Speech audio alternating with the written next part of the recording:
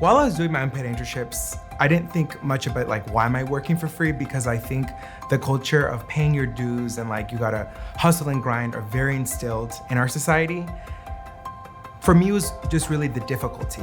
For the congressional one, you have to wear professional clothing every day, right? I did not own a full suit when I started my internship. So my family had a pitch in, they bought me another suit. I was working about 20 hours on campus and then interning about 30 hours while taking 5 to 6 courses as an 18-year-old.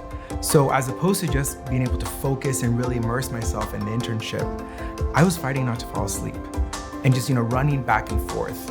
I guess the most memorable moment for me was walking down the hallways of Congress and realizing that no one looked like me except the custodian.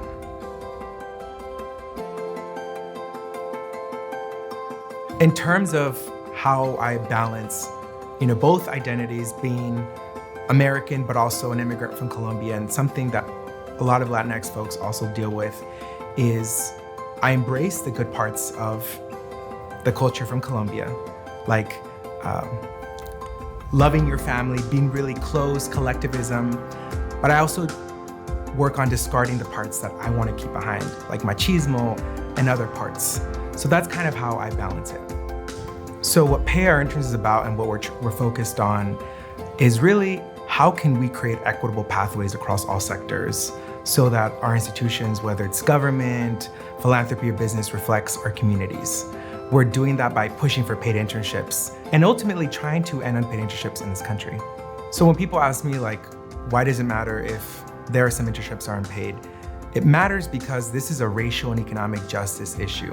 We know that there's a wealth gap between white families and Latino and Black families.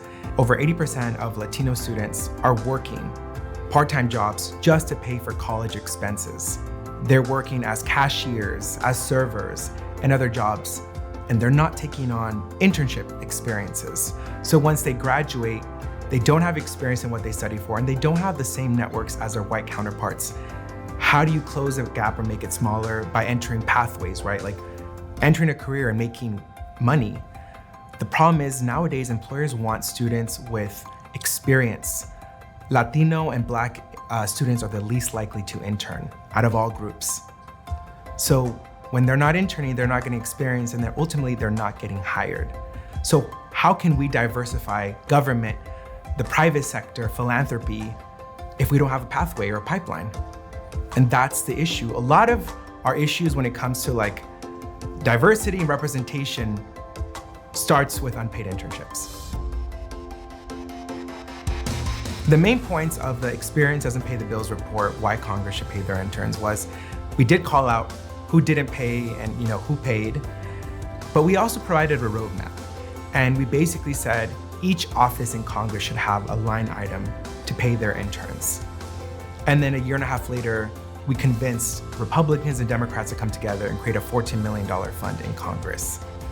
Now that may be in politics, but that same can apply in a nonprofit or any other organization.